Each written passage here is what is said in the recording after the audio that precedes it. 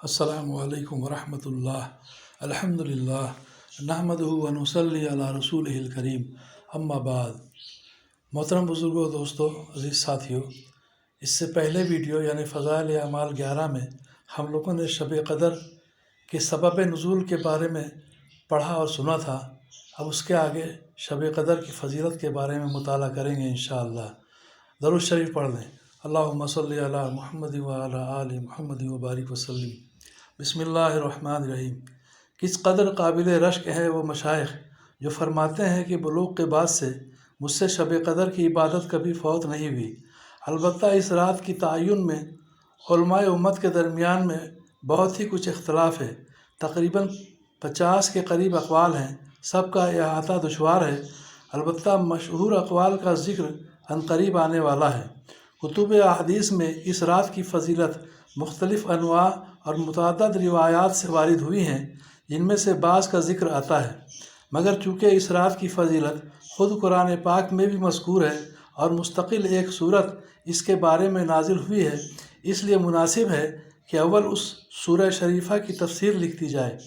ترجمہ حضرت اقدس حکیم الامت حضرت مولانا اشرف علی تھانوی نور اللہ مرقدہ کی تفسیر بیان القرآن سے ماخوذ ہے اور فوائد دوسری کتب سے۔ بسم اللہ الرحمن الرحیم۔ انا انزلناہ فی لیلۃ القدر، بے شک ہم نے قرآن پاک کو شب قدر میں اتارا ہے۔ فائدہ، یعنی قرآن پاک لوح محفوظ سے آسمان دنیا پر اسی رات میں اترا ہے۔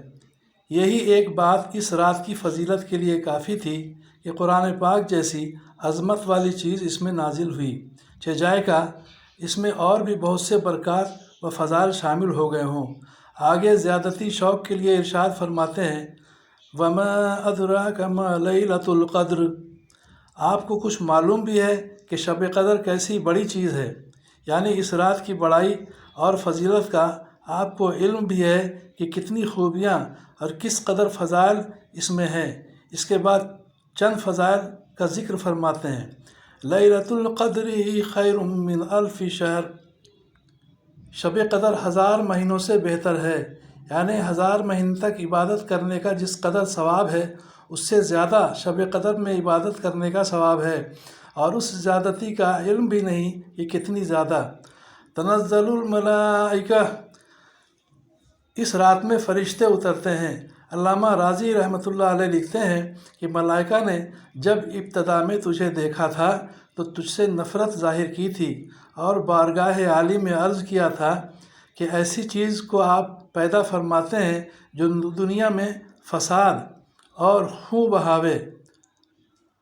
اس کے بعد والدین نے جب تجھے اول دیکھا تھا جبکہ تو منی کا قطرہ تھا تو تجھ سے نفرت کی تھی، حتیٰ کہ کپڑے پر اگر لگ جاتا تو کپڑے کو دھونے کی نوبت آتی، لیکن جب حق تعالیٰ شانہ نے اس قطرہ کو بہتر صورت مرحمت فرما دی تو والدین کو بھی شفقت اور پیار کی نوبت آئی، اور آج جبکہ توفیق الہی سے تو شب قدر میں معرفت الہی اور طاعت ربانی میں مشغول ہے تو ملائکہ بھی اپنے اس فقرہ کی معذرت کے لیے اترتے ہیں۔ والروح فیہا، اور اس رات میں روح القدس یعنی حضرت جبرائیل علیہ السلام بھی اترتے ہیں، نازل ہوتے ہیں۔ روح کے معنی میں مفسرین کے چند قول ہیں۔ جمہور کا یہی قول ہے جو اوپر لکھا گیا ہے، اس سے حضرت جبرائیل علیہ السلام مراد ہیں۔ علامہ راضی رحمۃ اللہ علیہ نے لکھا ہے کہ یہی قول زیادہ صحیح ہے، اور حضرت جبرائیل علیہ السلام کی افضلیت کی وجہ سے ملائکہ کے ذکر کے بعد خاص طور سے ان کو ذکر فرمایا۔ بعض کا قول ہے کہ روح سے مراد ایک بہت بڑا فرشتہ ہے کہ تمام آسمان و زمین اس کے سامنے ایک لقمہ کے بقدر ہیں۔ بعضوں کا قول ہے کہ اس سے مراد فرشتوں کی ایک مخصوص جماعت ہے جو اور فرشتوں کو بھی صرف لیلۃ القدر ہی میں نظر آتے ہیں۔ چوتھا قول یہ ہے کہ یہ اللہ کی کوئی مخصوص مخلوق ہے جو کھاتے پیتے ہیں، مگر نہ فرشتے ہیں نہ انسان۔ پانچواں یہ کہ حضرت عیسیٰ علیہ السلام مراد ہیں جو امت محمدیہ کے کارنامے دیکھنے کے لیے ملائکہ کے ساتھ اترتے ہیں۔ چھٹا قول یہ ہے کہ یہ اللہ تعالیٰ کی خاص رحمت ہے، یعنی اس رات میں ملائکہ نازل ہوتے ہیں اور ان کے بعد میری رحمت خاص نازل ہوتی ہے۔ ان کے علاوہ اور بھی چند اقوال ہیں، مگر مشہور قول پہلا ہی ہے۔ سنن بہقی میں حضرت انس رضی اللہ عنہ کے واسطے سے نبی کریم صلی اللہ علیہ وسلم کا ارشاد منقول ہے کہ شب قدر میں حضرت جبرائیل علیہ السلام فرشتوں کے ایک گروہ کے ساتھ اترتے ہیں، اور جس شخص کو ذکر وغیرہ میں مشغول دیکھتے ہیں اس کے لیے رحمت کی دعا کرتے ہیں۔ بِإِذْنِ رَبِّهِمْ مِنْ كُلِّ أَمْرٍ، اپنے پروردگار کے حکم سے ہر امر خیر کو لے کر زمین کی طرف اترتے ہیں۔ بظاہر حق میں لکھا ہے کہ اسی رات میں ملائکہ کی پیدائش ہوئی اور اسی رات میں آدم علیہ السلام کا مادہ جمع ہونا شروع ہوا۔